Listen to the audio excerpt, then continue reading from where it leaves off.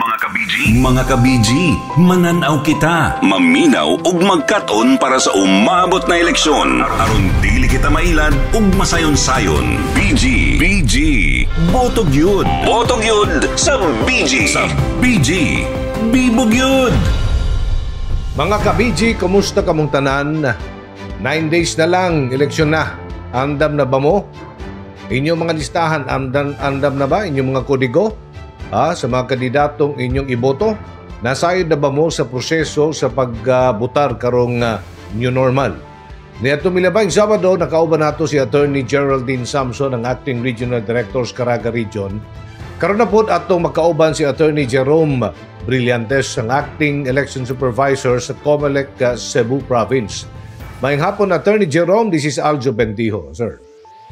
Mayang hapon, Aljo Bendijo. Mayang hapon sa mga listeners. Apo. Attorney Jerome, with the Cebu Province as number 1 in voter population nationwide, na dunay mukabat nga 3 milyong butante. Kumusta na ang pagpangandam sa Cebu COMELEC, Attorney? Yes, 100% ready na for the D-Day for May 9, 2022 election. In fact, today, nag-deliver na tayo sa itong mga official ballots na para ito gamiton sa May 9, 2022 elections. Lakbitan po nato, Attorney, sa mga dapat nga timan-an, no, na mga instruction sa mga voters nato during election day. Unsa ang kinahanglan o pwedeng dalhon sa mga botante samtang sila gabutar? Pwede ba magda silang listahan silang kaning mga kandidatong ilang iboto? Kanang kodigo tawagan ni, Attorney? O pwede kaya dyan, no? Mag-lista sa daan, no? Sa karoon din sila makalimot. In fact, yesterday, nag-exercise na ito ang absentee voting. Ako mismo ganit, nakalimot ko sa kuhang mga kinsa akong gustong butaran, no? So, mas encourage ko sa mga atong mga botante na mag-prepare sila, no, gamay note para hindi sila makalimot, no, kung kinsa ilang gusto na pabutaran o kinsa ilang gusto na gamitin na leader kanya. Oo. Available na ba ang voters assistance desk sa tanang voting precincts? Kining special lane para sa mga senior o dunay mga kapansanan, mga PWDs? Yes, Anjo, no, prepared na nga tanan, ako na lang in place na tanan, no, karong May 9, ang lagi ang mga tamuhan ng mga butante na mga tulang doon, just in case wala sila ka-prepare na asa sila na kusinto na mga butante. Attorney Jerome, kinit tuod ang maupay pag-release nga voter verification link sa COMELEC. Doon na ba'y o doon na may mga nagka-error o di ba gagawas nga na ay mga kapareho silang mga pangalan? Unsa may dapat nila buhaton? Aljo, mas pangayo pa kasi pag manggigdi ito ang paano kanini virtual na pag-assistant sa pag-processing finder. Ang pangayo siguro nga early as today, ma-authorize lang kinahinay sa lahang mga sa mga COMELEC offices natin not to verify kung asa din sila ang mga presinto. Tapos nilagay perfect ang ato presintahin dati. Any type of violence or violations during the election, kining andam ba ang atong kapulisan sa Tibok, Probinsya Cebu?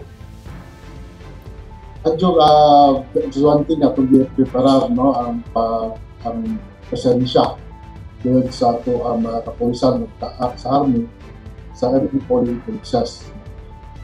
They're based or they're ready not to file complaint just in case of any violation that committed or will be committed during the election. Okay.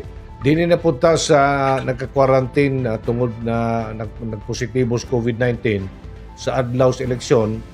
O kato mga nagpositibo sa COVID-19 yun, no? Attorney, unsaon nila pagboto? Makabotar ba sila ni ini, Attorney? Ada, kung the question na is the DOJ, no? Kung pag-auson ba sila sa ilahang sa ilahang balay, sa ilahang quarantinan.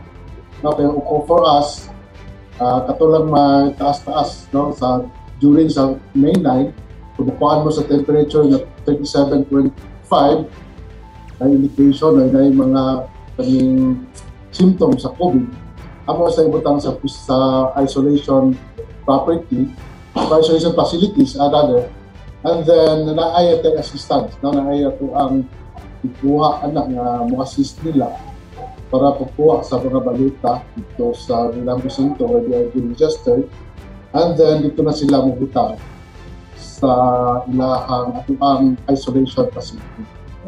Okay, so kining naka-quarantine, murag imposible na mo boto, makabotar. Pero kaning mong giingon nimo ganina, pag makabutante nga nang musulod sa presinto na makita na simptomas, makaboto gyapon.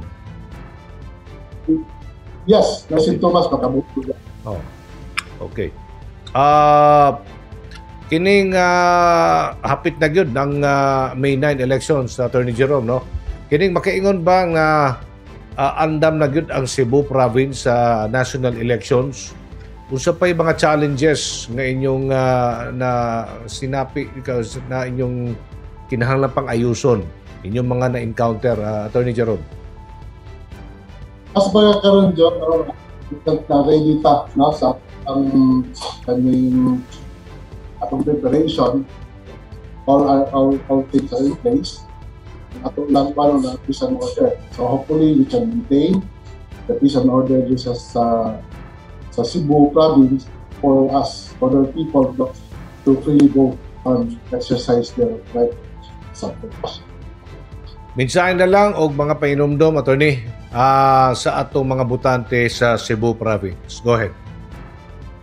Yes, I'm very thankful na sa mga taga-Cebuanon sa ilahang suporta sa COMELEC. Now, I do hope that we can maintain the peace and order for you, no, para rin sa inyo ha. And please exercise your vote wisely.